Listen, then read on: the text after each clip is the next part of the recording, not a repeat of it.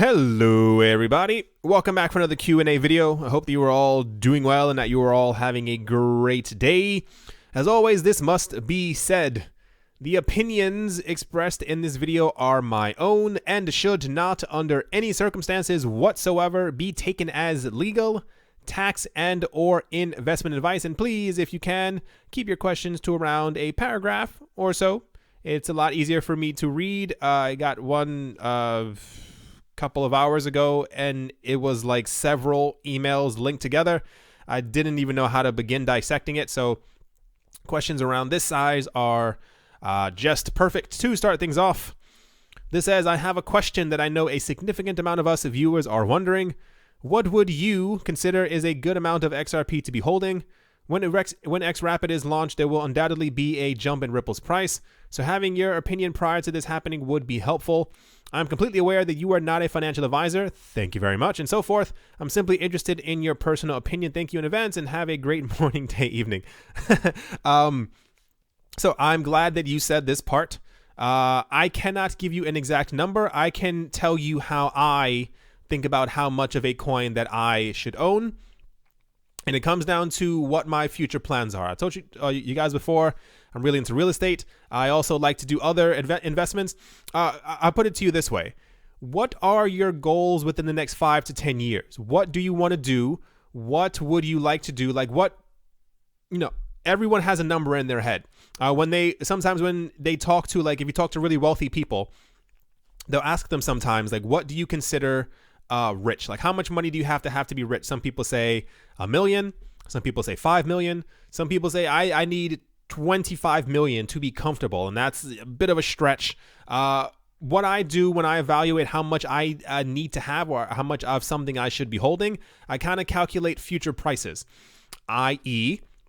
if you think that it is possible for XRP to hit $3 once again, then maybe you should be holding 20,000 of it, as 20,000 times 3 would equal 60,000, kind of along that line. Like how much mathematically, if XRP hit $10 per coin and you were holding 20,000 of it, would you be satisfied with having $200,000? If XRP hit $25 and you had 10,000 XRP, would you, somewhere along this lines, are you content with having $250,000? Like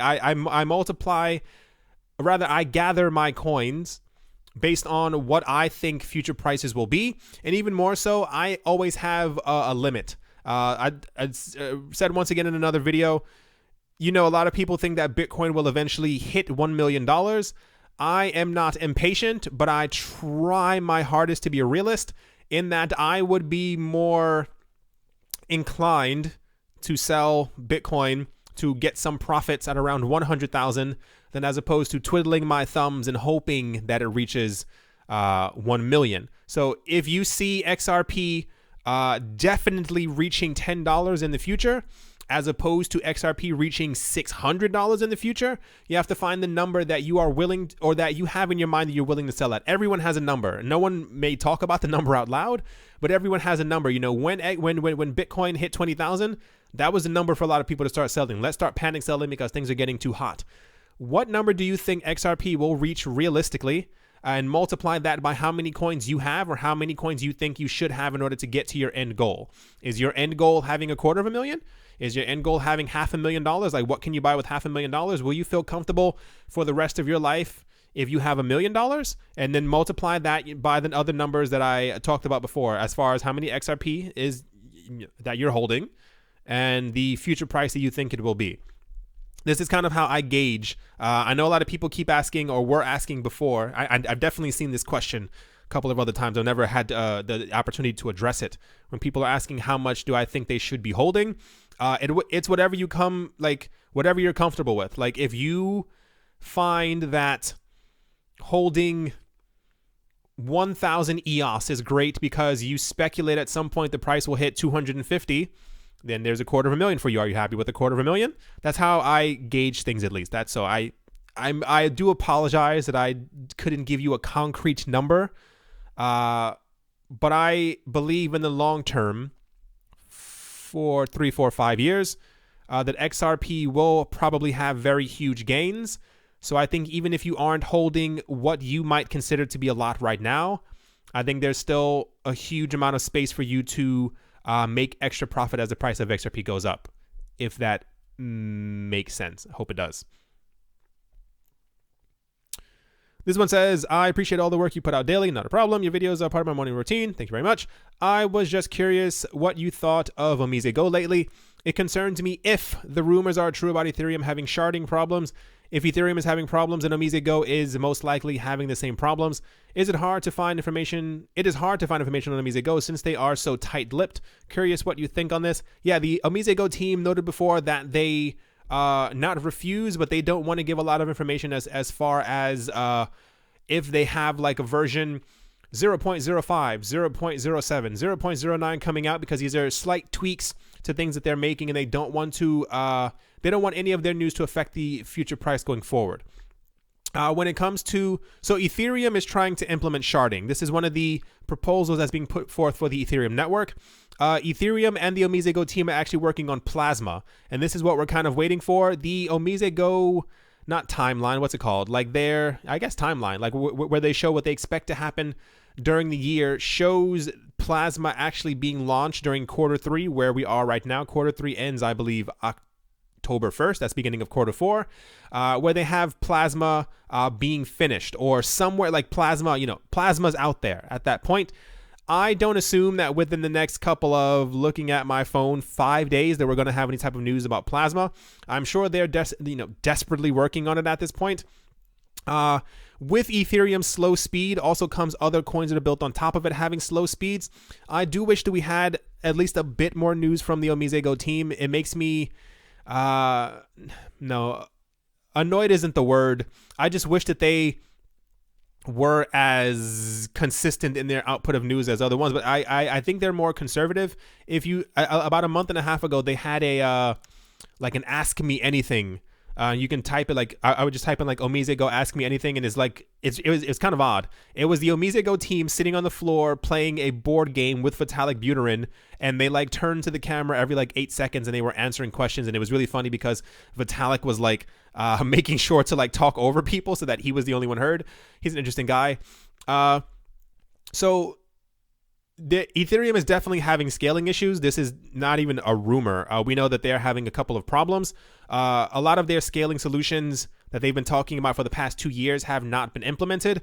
I don't think this affects OmiseGo directly, and that OmiseGo is going to eventually fall off the tree. They are going to be their own blockchain at some point, and this is why they're trying to work with the Ethereum team in order to be able to create Plasma so that they can actually activate it on their network as well. Because when they activate Plasma, the same with Ethereum, the idea is that the OmiseGo network will also be able to handle 1 million transactions per second, which is incredible and great because the OmiseGo team also backs Omise, which is the payment processor that is in Southeast Asia. So I think it's all going to take time. I think everyone's a bit shocked of how much time it is taking, if I can kind of say it that way, because 2 years is quite a long time. We've had a lot of other cryptocurrency projects that have not only launched, but also claimed that they can do things, and people have been testing their network as far as like how quick that they are, and people have been able to see that these other things have been implemented and are quicker and are faster than the other things that we have right now. I'm still under the assumption that it could be some type of like an underdog type thing. That doesn't really make a lot of sense. Like more like, I think a lot of people aren't paying attention to OmiseGo and especially Ethereum because people are so concerned with price increases right now that people would rather shun projects. Not that anyone's even shunning OmiseGo. People barely talk about OmiseGo.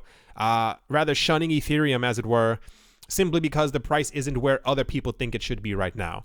When we have news about XRP, when we have about news about companies or organizations or whatever accepting or starting to look into Lightning Network further, and no real news is coming from Ethereum or OmiseGo, a lot of people are becoming disappointed because these are the people who are in the market who are just in it for the quick bucks and not in it for the idea that if OmiseGo does launch and they are successful and they do have Plasma, that 5 years down the line they'll probably be one of the largest companies that we have on this planet. So I'm not really concerned, but yeah, that's kind of just what I really think about the entire situation. OmiseGo, for those who are wondering, is definitely is next to I want to say like XRP. It's probably like number 2, if not number 2.5. EOS is like kind of sliding in there just because the original people who were backing Ethereum are also now backing EOS, and the amount of money that they have into building other things for the EOS system is just absolutely incredible. Like if you play it by numbers game, as far as like, we had news before that Litecoin, that the foundation, and also I think Dash as well, if I'm not mistaken, like they're running out of money because of funding issues and stuff like that. But when the EOS has like billions behind it, yeah, anyway, that's just kind of whatever. That's just kind of how I feel about it. Sorry for trailing off. I feel like one of those people, like when you ask them one question, they kind of like look into the stars and they kind of talk for like an hour and a half and then kind of come back to earth. Anyway, let's move on to the next question. Oh, okay. How many languages do you speak? I speak English. I speak French. I speak German.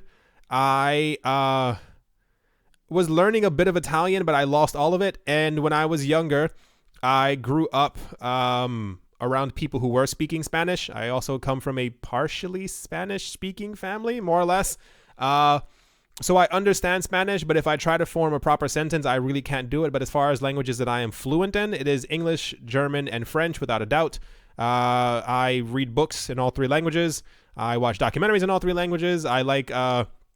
when I was younger, I wanted to speak at least 5 languages. So I'm still going to try and get to it. But I'm not even joking. Crypto has taken over so much of my life that I've actually put learning languages on the back burner or on the side, simply because I just want to focus on crypto. And then at a certain point when I'm content with where I am with crypto and real estate and stuff like that, this is when I hopefully plan on being able to going to other countries and stuff like that and learning additional languages, because I think it's kind of cool. I eventually, not that you really need to know this, when I eventually do have kids, I want my kids to know multiple languages as well, because I think it's something that can propel you forward in life. Especially, it's kind of interesting when you meet people from around the world and you're actually able to speak with them.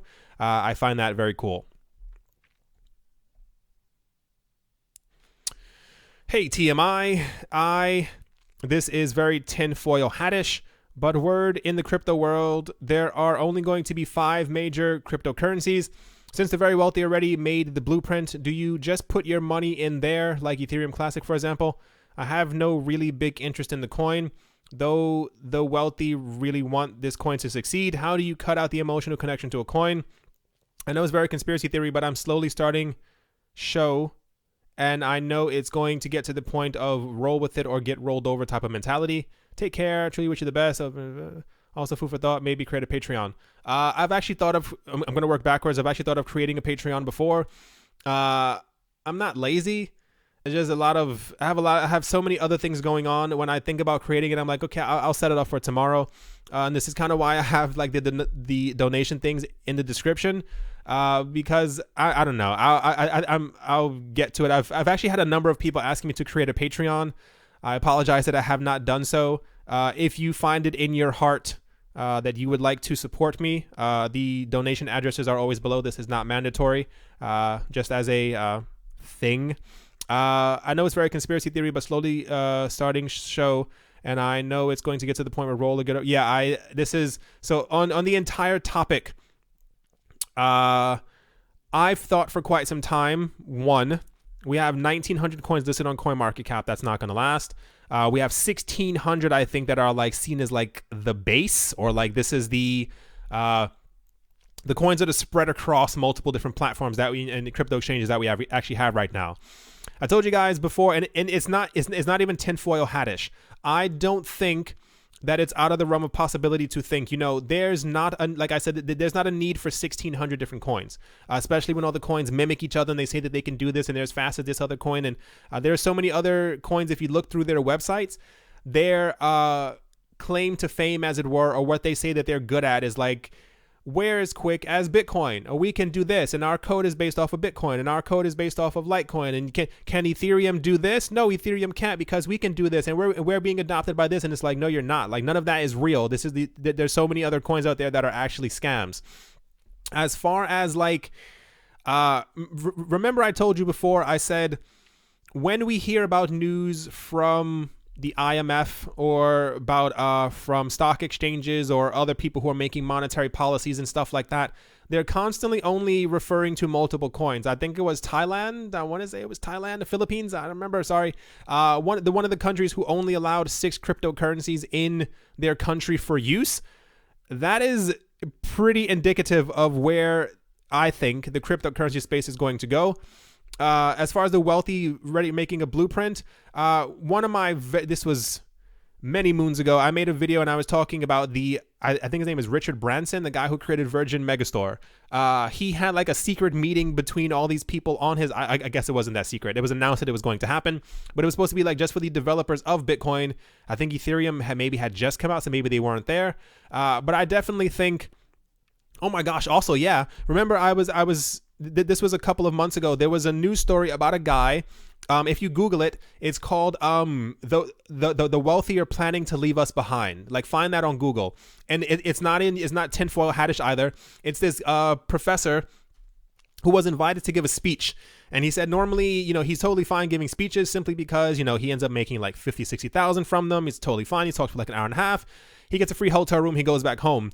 And he said he was invited to this place and he walked inside and he was expecting like chairs in like a conference center. And it was apparently someone's house. He got brought into a room and he said it was like 5 people who he was talking to at a desk.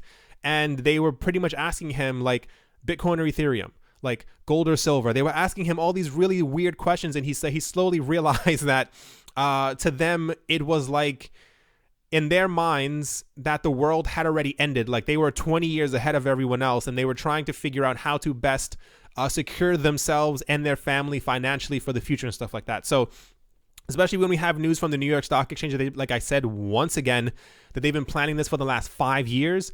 I'm pretty sure that over the last, 1,500 days, 1,600 days, that there have been at least a couple of closed door meetings with some of the wealthiest people in the entire world who have some sort of an agenda. Like I said, it's not tinfoil hatish at all. There's a reason why, at least for me, when I think about it this way, why when exchanges are talking about listing coins, or when the New York Stock Exchange or the Swiss Stock Exchange, or when SBI is talking about doing something, they're not talking about, oh, let's add Bitcoin Diamond. Yeah, we're definitely excited to add Litecoin Cash. Like, they're talking about very specific coins that they want to propel forward. And this is how I think it's going to be. I try to focus on the coins that I think are going to do the best, that I hear from news articles and what people are talking about in the news. Like, don't assume that for one moment because someone is talking about Bitcoin that they're also talking about like Bitcoin Red. Like, they're talking about one specific coin that they're trying to bolster or push forward in the I guess for the future, or what they plan on pumping as far as like making money from. How do I cut out emotional connection to a coin? That's a difficult question to answer. I look at the future money. I look at the facts, and I understand that, a lot of people may have certain ties to certain coins that they may think, or that they personally think may do better than others.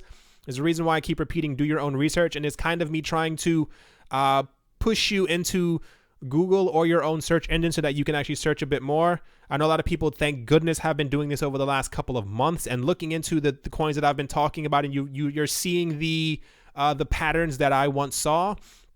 For me, it comes down to, it's the same exact thing when buying real estate. You may see a house or a flat that you think is this is wonderful. You have like a great connection to it. Like, you have that feeling, oh gosh, I can't wait to live here.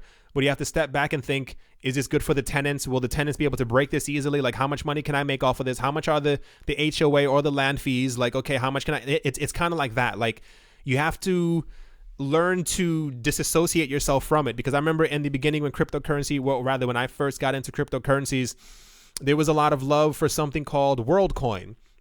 And the people, they thought that WorldCoin was going to make it because it had the word world in its name.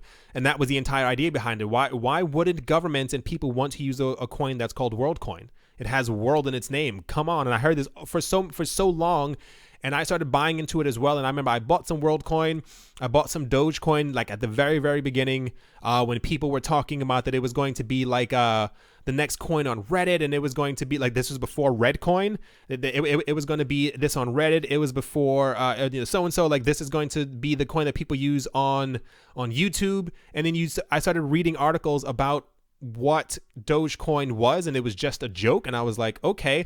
And then someone made like cat coin, and then there was a frog coin, and I was like, okay, this is getting kind of worse. And then the Dogecoin creator came forward and said that the coin was a joke, and he this was many years ago, that he was leaving the cryptocurrency space simply because he didn't like the way that Dogecoin was going. And there's a lot of red flags. What it comes down to, sorry for rambling on, you have to just look at the facts. That's what it pretty much comes down to. Find out as much as you can. I see a lot of people in the comment section, I don't know if they mean to or not, if they're just bots, trying to push up other coins that have absolutely no future. And when you even just Google around, like, look for partnerships with these coins. Like, if this coin has been out for 3, 4, 5 years and they don't have at least 20 partnerships, if they don't have mega companies or organizations like looking into using their blockchain, and I don't mean just like 2 companies who talked about it like 18 months ago. I mean like who are actively using it, trying to use it. When they have like, does this coin have its own convention? Does this coin have its own, backing? When this coin does have a convention or a summit, are there 15,000 people there? Like, is there a huge commotion around this coin? Like, do people get excited when they hear about this? And this is kind of, you have to think about the future money that there is and take out any emotions that you may have and just look at the facts. That's probably hopefully the best idea that I can give you when it comes down to all of that. Hope I answered all your questions. Hope I didn't miss anything. Next button says, hi, any plans on putting your audio on iTunes or any other podcast? Can you give a brief explanation of the value of Ripple? I see many coins with great technologies, but it seems the technologies are not always linked to the coin. Sometimes the coin is more like a support tool for the developers. Any plans on putting your audio on iTunes or other podcast app? Once again, I'm not lazy. I just have so much other stuff to do. I thought about putting my stuff on iTunes, and actually have a friend who suggested this many times. And the extra work and the extra clicking around and the extra having to do this, as already with me making multiple videos a day, just kind of comes down to, like, when I am done making videos, I like to go for a walk. I like to walk through the park just to kind of clear my head, because I'm constantly looking at the screen. So I think the deterrent of me putting these on has been, like, I need to get outside, and I just haven't kind of gotten around to it. And yeah, I guess that's the most honest answer that I can kind of give. Brief explanation of the value of, I assume you mean XRP, as Ripple is the company. I see many coins with great technologies, but it seems the technology are not always linked to the coin. So on the topic of coins with great technology, a lot of what we have now in the market is hyper speculation. If you have a chance at any point, or I'm pretty sure you have maybe seen this before, if you go to a coin's website, and this is excluding Ethereum, XRP, Bitcoin, Litecoin, and maybe like one other coin. A lot of coins that are coming out talk about that their technology is better or more superior than another coin that is already out. A lot of this is a lie, simply because a lot of these things are not tested, but people aren't even using their blockchain or their technology, as it were. And a lot of it comes down to like soundbite hype. Like, we can do this, ours is better, ours is faster, ours does 50,000 transactions per second, ours does this, ours does so and so and so. And when people ask them to test it, they go, oh, we're still updating, we're still implementing, but when it's time, it's definitely going to be time soon. We're definitely going to be a lot better. So a lot of that is just pure hype until the middle or the end of 2019, when the engines are finally moving and you have to show that your token and or coin has actual utility. A lot of the other coins are simply going to completely fade away. As far as the value of XRP, to put it 100% honestly, if XRP didn't have XRapid and all the other things that it can run on, the same as every other coin, its intrinsic value would be close to nothing. The prices that we have right now are speculating that these things will be used in the future. And the value of XRP at the moment comes from the belief and the knowledge that we have that in the apparently very near future, according to what was said a while ago, that XRapid is going to be activated, and therefore the use case for XRP is going to be seen.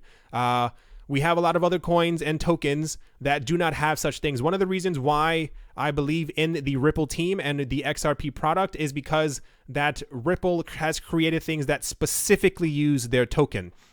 When it comes to other things being built on top of Ethereum and other platforms, you do not necessarily, like, you don't need Ethereum in order to run your ICO that's built on top of Ethereum. Like, there isn't, Ethereum and Bitcoin and other platforms don't have built-in features inside of them onto their blockchain or to their distributed ledger technology that you need the coin for, if that kind of makes a lot of sense. Like, you can, the same way that you can use Bitcoin for payment options, it's the same way you can use XRP, the same way you can use Litecoin, the same way you can use Bitcoin Dark, the same way you can use Z Classic. It's all the exact same thing. The value of XRP is going to come from the actual use cases of banks and institutions and cryptocurrency exchanges using XRP as a base pair or using it as a method of payment or a transfer of value. This is where the value of XRP comes from. Sorry if I didn't make that clearer in other videos. A lot of people have been asking me why does XRP have any value? It comes down to the fact that the developers, the people who are using XRP, have created something that specifically needs, like, it's like, imagine creating a water slide without any water. Like, they have created a water slide, and the water for the entire operation to go through in the water park is XRP. You need XRP in order to run XRapid, and this is why the coin will have value, because when institutions start using it as a payment method, they will explicitly need to use the XRP token. They won't be able to use anything else, and this is how it gets its value. Sometimes the coin is more like a support tool for developers. A lot of the other coins, I'm not going to name any other projects at all, when you look at their coins actually have no purpose. Like, you can use their blockchains completely outside of the realm of their coin. Like, the coin can just sit in the corner and you never have to use it.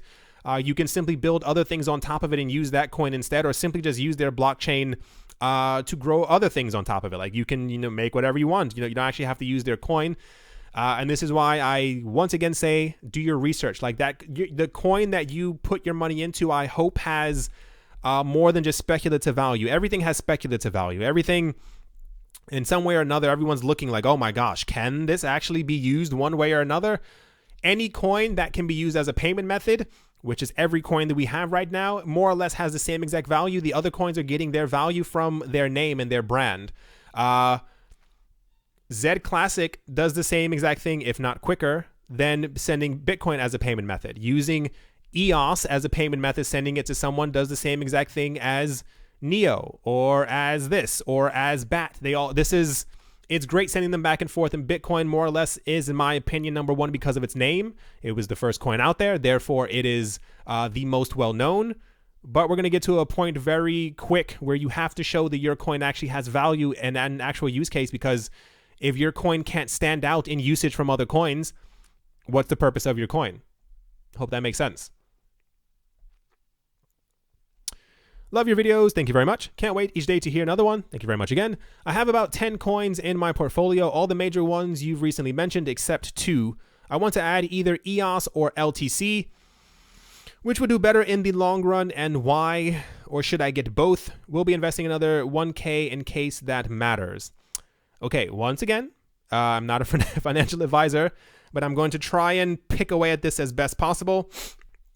Either EOS or LTC, which one will do better in the long term? Okay, this depends on who you ask and who you are looking for. And I'm going to give you not my opinions, but the actual facts on the projects. And I hope that you can ascertain or get what I'm saying. We've had a lot of negative news recently about Litecoin. I'll start with the positives first. People love Litecoin because it was one of the first cryptocurrencies. It is based off of the code of Bitcoin. When people are implementing updates to Bitcoin, you can test it first on the Litecoin network, and then therefore this is what people think, that the Litecoin network actually has value. Litecoin and Bitcoin are expected to soon have atomic swaps, like on a daily basis. This also allows people to think that Litecoin will have more value, but backtracking from that as well, we will eventually have atomic swaps between all coins. So the beautiful relationship between BTC and LTC won't seem as special anymore. The news that we've had from Litecoin has not been the greatest over the last couple of months, simply because we know that Charlie Lee has sold his Litecoin. Whatever you want to say about that. He has been, or was for quite some time, he was boasting about other coins. He was a bit negative towards Litecoin and telling other people that they should buy Bitcoin before they buy Litecoin. As of now, at this moment, the beauty of LTC has kind of faded because of the last couple of months that the project has had. On the side of EOS, EOS launched in July this year, if I'm not mistaken.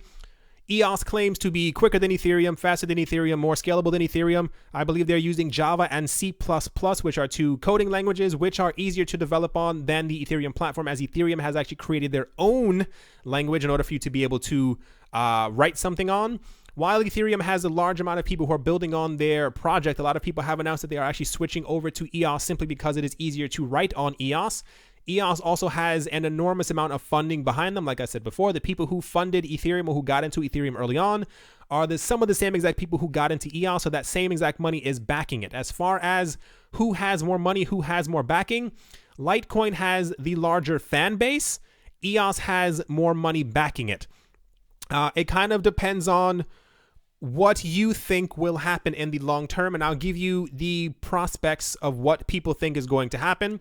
People still firmly believe that Litecoin at some point, or rather that Litecoin should be worth 1/4 the price of Bitcoin. Without any actual use cases, we will need to see an actual use case for the Litecoin token and not just a store of value, as this is already taken over by Bitcoin, in order for the Litecoin token to actually have some type of value. As far as EOS has a huge backing, has a lot of money behind it. Once again, the EOS token actually has a purpose in that if you want to build something onto their blockchain, you need to hold the EOS token. This is a use case. If you are trying to vote on the EOS network, you need to hold their token in order to be able to, I don't know if you remember, a couple of months ago, I made a video about when the EOS blockchain had launched and they needed, I think, 15% of the entire network to stake their tokens in the network in order for it to activate and everything to kind of get going. This is, even though an odd use case, having to stake your tokens on the network in order for it to activate, this is a use case. Having to actually buy and hold EOS and stake it onto the network in order to claim your place so that your app has a place on their network is a use case. It's about both people depend, like I said, depending on who you ask, believe they both have a very bright future, but in different ways. I believe in one project more than the other simply because we have gotten to the point where you have to have a use case, where you have to show that your token does something. Like I said, as far as sending a payment, I can send a payment with both of these. There's nothing different than that, but which token actually is more useful? So the idea is, when more people, eventually, this is all in theory, no one knows what the future is. When in theory, more people start to get onto the EOS platform and start to build on top of it, and it becomes easier, and we have like libraries with code and stuff like that that's making it easier for people to be able to jump onto the EOS platform. Other people are going to start to buy and hoard more EOS in anticipation that they may want to build another website, another dApp, another thing on top of it. We have plans 3 years from now to build 5 other things. Let's accumulate the exact amount of EOS that we need. And this is kind of the idea behind it. Litecoin doesn't have anything like this. Litecoin is riding on its name. It's riding on the back of Charlie Lee. And it's riding on the idea that the Litecoin network is valuable simply because things that can be written on Bitcoin can be tested on Litecoin. But we already have Bitcoin testnets, and it's incredibly possible to create another blockchain, like a private blockchain in your own home or something like that, and mimic Bitcoin's code and test your applications on top of it as well. As far as getting both, if you want to hedge your bets, do a 50-50 split. It depends on, a lot of people don't like EOS because they claim that it's centralized. A lot of people don't like Litecoin because of what Charlie Lee has been doing. A lot of people are obsessed with EOS because they like the idea of staking. They like the idea of what they're doing. They like the idea of, the other things that they have announced that they plan on building on top of EOS. A lot of people are obsessed with Litecoin because they think that it's one of the earlier coins, and they love that it's the silver to Bitcoin's gold, and eventually it's going to hit 1/4 the price. So I hope that makes a lot of sense. I cannot tell you which one to buy, but always look for utility. Is the token going to be utilized, and is there an actual case for the token to be? If a token is made or a coin is made on a particular blockchain, is that coin necessary on that blockchain in order for the blockchain and the platform to thrive? Do you have to use this token? Can you simply use another token? Or is the blockchain made so that you need to use this or nothing else will function? If you are not able to vote on EOS for future plans on EOS if you are not holding EOS. I hope I answered your question. That's as clear and as factual as I can make it. I tried to just literally just give you all the actual facts of both platforms. Greetings. Do you feel projects which have cloned Ethereum's code base are inferior to competitor which developed its own code from scratch, or as for example VeChain versus Walton Chain? I like both, but I am uncertain or unclear if Ethereum's limitations would carry over into VeChain at a code level, if that makes sense. Okay, once again, do you feel projects like a lot of the projects that have not cloned Ethereum, but like are based off of Ethereum, or say that they are quicker than Ethereum, or are, I'm going to go with like the term Ethereum killers. The platforms that have been made, such as Qtum and EOS and Tron and fourth name, I can't remember right now, that say that they are better than Ethereum and that they are so and so and so. I mean, not that they're, first of all, these things that have used this way to try and, I don't know, it's a difficult question. Ethereum will eventually have its updates that make it quicker. I don't think that the other platforms are inferior. A lot of them are a lot quicker. They can handle more storage. They're a lot more scalable. But it's like, I'm uncertain or unclear if Ethereum's limitation would carry into VeChain. I don't think so. All of Ethereum's limitations right now will eventually be solved. They may not be solved tomorrow. They may not be solved by the end of this year. But this is why they're working on all of their scaling solutions right now. I don't know. At least me personally, unless I am missing something, like I've said before, I'm not a coder, so I can't give you an exact detailed answer. But no, I think this is why even behind the scenes, we have a lot of people working on Ethereum scaling solutions so that the other coins, at least the ones that are built on top of it, won't be as deeply affected by its limitations that they have right now. I don't think so. Yeah, that was a bit all over the place, but okay. It says, hi, thanks for taking the time to answer our questions. I try my best. Have really been wanting to invest in OmiseGo, EOS, Neo, and Cardano. Currently just holding XRP and would like to transfer some funds to diversify. Which of these projects would you say has the most potential and why? Don't have the money to invest in all four, unfortunately. Thanks. Oh boy. Okay, so I'm going to try and not make this as detailed as this one over here. It pretty much comes down to use cases. And as far as which has the most potential, if you want my honest opinion, and I mean honest opinion, as far as the four of these, it's kind of anyone's game. As far as OmiseGo has not yet launched, but the things that they have proposed and said that they are going to do and that they will be capable of doing could propel them easily into the top 10. This, once again, is assuming that everything that they have said actually goes off without a hitch, that they will be as fast and as secure, and that even there, I think they have like a payment app that will apparently run with OmiseGo. EOS is the exact same thing. We know that EOS is scalable, yes, but are people going to adopt it? Are people going to actually build their apps on top of it? This is also very huge.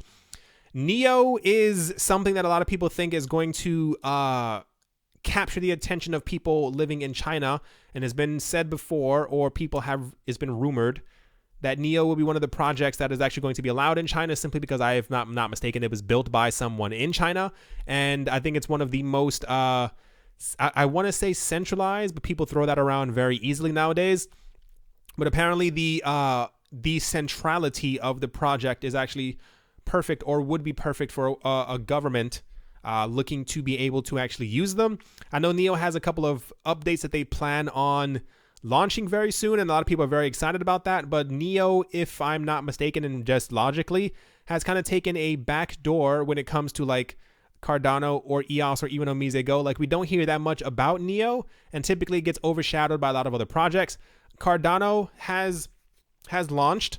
If I'm not mistaken, their proof of stake programming has not been launched yet, and we need to see for sure that this actually does end up launching. So this is what I'm talking about. Like, they are, on paper, they're all incredibly promising. They all have this incredibly bright future ahead of them. Everyone thinks that they can reach the moon, as it were. It more so depends on what you think personally could be the best. Like I said, always look for use cases. As of now, it's been promised that EOS, or rather, we know that EOS has to be used on the network. It's been promised that OmiseGo, the token, will be used on some type of a platform because they want to unbank the banked and have them use OmiseGo instead. NEO is barely ever in the news, so I can't even give you like a concrete anything on NEO. NEO, to be honest, is not one of my favorite coins. I don't mean that to unshill something. I don't know if that's a thing. I don't really know about NEO. There's so many other crypto projects that I could actually care less about NEO, just to be 100% honest. And I mean, Cardano, we need to see that the network actually launches. This is why 2018 has been such an in-between year, because everyone has been boasting that their project is better than another project's, but no one has done anything. No one has launched. No one has activated anything. No one has updated properly. No one has shown that they have any type of use case. As far as the most potential, and this is just my opinion, it has to, oh gosh, I guess I'll give you like a ranking. EOS and Cardano have to be tied at number one right now, and that's simply because these both have launched.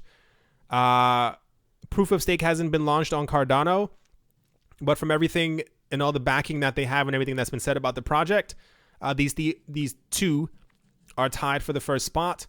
OmiseGo has not launched yet, and therefore I cannot give them they're more or less number two.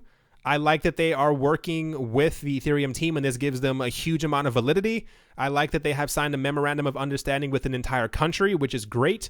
I like that they continue to work on their project, even though we might not hear about them as often. And this is why they are number two. And as NEO, as far as number three, you'll have to forgive me, but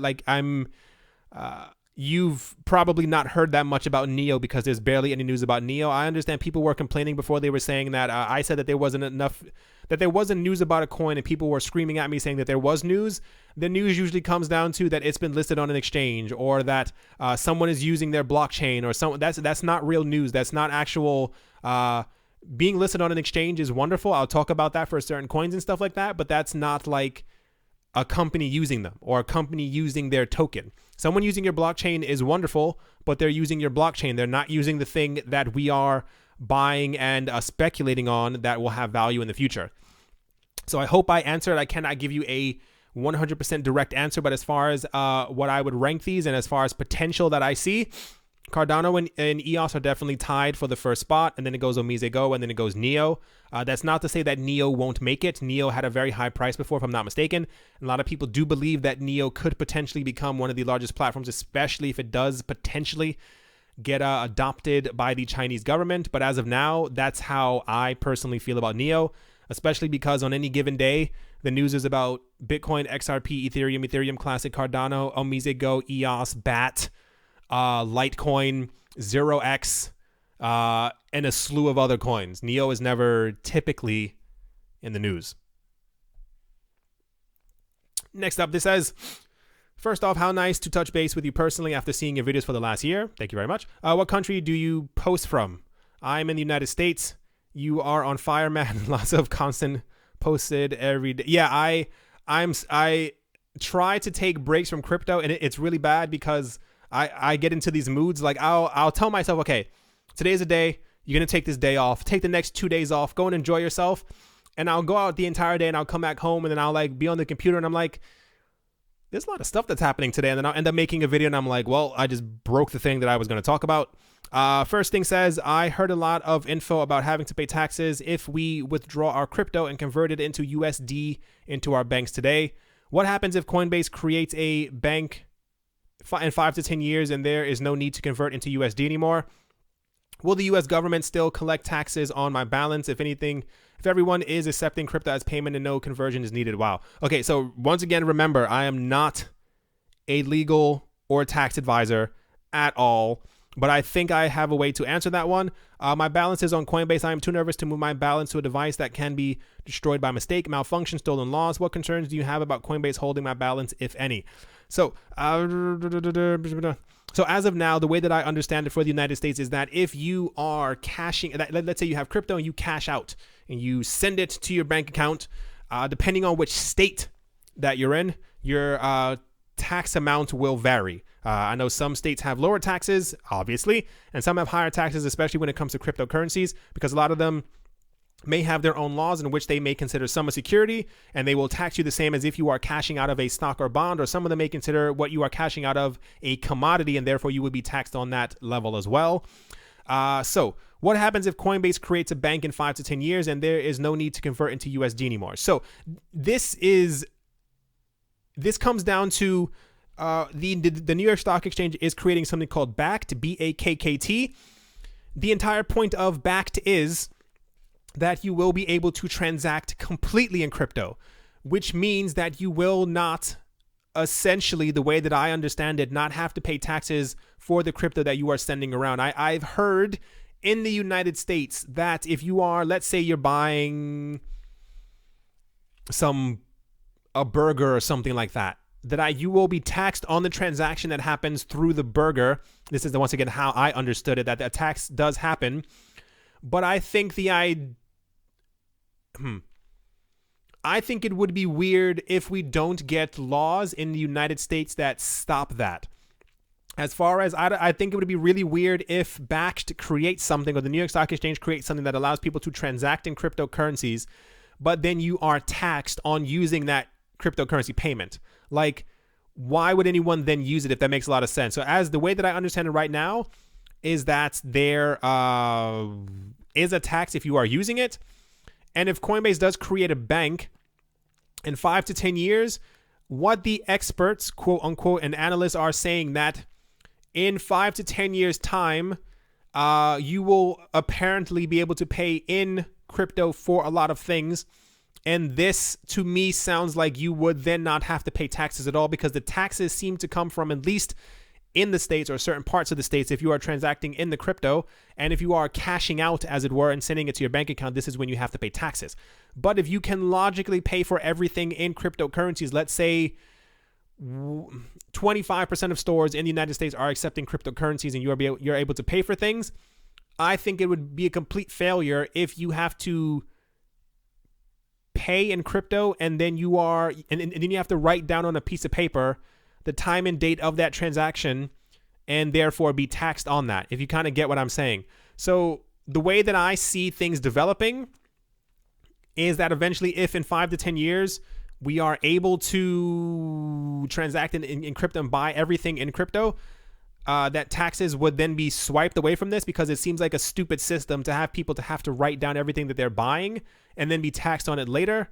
Will the U.S. government still collect taxes on my balance if everyone is accepting? Yeah, this is exactly the exact same point. It would be a very weird world. That's like you paying for something now and then you having to write down that you bought that and then be taxed on that at the end of the year. It's a very odd system. My balance is on Coinbase. I'm too nervous to move my balance to a device that can be destroyed by mistake, malfunction, stolen, or loss. What concerns do you have about Coinbase holding my balance, if any? If you are in the States And you know what, I guess FDIC is? Coinbase right now, why they're so popular is because they are the most regulated cryptocurrency exchange. I believe, and I would contact them to clarify this, that you are insured up to a certain amount. This was part of the stipulation of them being able to be this large in the cryptocurrency space, is that I think you, and please message them about this, like message them, like, if my balance is so and so and so, like, will I be compensated? Because I have a feeling, or I've heard before through a grapevine, that should something happen to your balance, that you will be compensated for your loss. So I know a lot of people feel comfortable actually having their money on Coinbase for this reason. You are not alone in this, like, whatsoever. A lot of people are actually very nervous to move any type of balance, even just between wallets, simply because of the fear of it getting lost on the blockchain. But also, you don't want something to be destroyed. You don't want to lose something. You don't want to have it on a nano and then it gets lost somewhere, or your animal eats it, or it falls behind something or down a toilet. That's like the last thing that people want. Coinbase, to me, is very secure, and only the news that we've had over the last couple of months of them, people don't care for regulations, but as far as like protecting your money, it does help to a certain extent. So I would message them and ask them, what happens if you are hacked or something happens to, Coinbase in general? Is my money secure? Like, will I be compensated? And I would, if they say yes, you are being compensated, I would use that as it's okay to keep my money here. Because I know a lot of other people have been saying, if you don't hold or own your private key, you don't hold or own your crypto. That is definitely true. But I know there's so much happening. Like, no one wants to hold onto crypto, put it onto a nano or any other device, and then that device ends up being destroyed, and then that currency goes up by 10x, and you've lost your money, and you sit back and you think, oh gosh, I could have just had this sitting on Coinbase and it would have been safe. So I definitely understand a lot of people are very nervous, and this is also why we have so many institutions and companies coming forward talking about wanting to make like custody solutions, because people are very afraid. Like, if the idea that what you're holding right now could potentially be worth 6 figures or 7 figures in the next 5 to 10 years is very terrifying to a lot of people. No one wants to put it in the wrong place, but everybody wants it to be secure. So I think if I would send them a message. They're typically kind of fast when it comes to messaging back. I've had some good days where Coinbase has messaged me back very quick. So I would definitely send them a message to, see exactly how safe your funds are. I hope I answered your questions. I think I did. Last one is, really like your videos. Thank you very much. Continue the good work. I'm an XRP enthusiast. I also hold one other cryptocurrency. I know you always stress that you are not a professional advisor. Yes, I do. But I would really like to know, how much XRP do you think is a good amount to hold? At the time of me emailing you, the price is 57 cents. Is it a good idea to buy more now, or should I wait for a retractment where I could possibly get to for $1? I'm going to try and work backwards. If you thoroughly believe in the future of XRP, then there should be nothing stopping you from accumulating. If you believe that XRP will eventually hit $3, this is how I feel about it. Nothing should be stopping you from buying, even when it hits $2.99. If you believe in the future of XRP as an XRP enthusiast, and you have done your research and you have accumulated enough information that you have found on your own behalf that you think that the future is very bright for a particular asset that you are holding, or you think that a particular asset could go to a particular price, then I would say kind of go for it. I've noted a lot of other people before were saying that they were waiting for retractments. There was something, I think, when XRP was like 40 cents, people were like, I'm going to wait for 37 cents. And in my head, for me personally, cents don't make sense. CENTS, like I don't care if XRP is 57 cents. I don't care if it's 68 cents. I don't care if XRP is $3.49.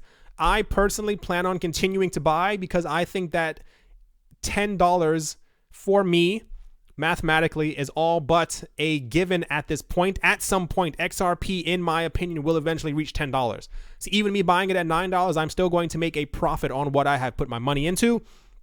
As far as a good amount of XRP to hold, there is no concrete number, and I'm going to say the exact same thing that I said before.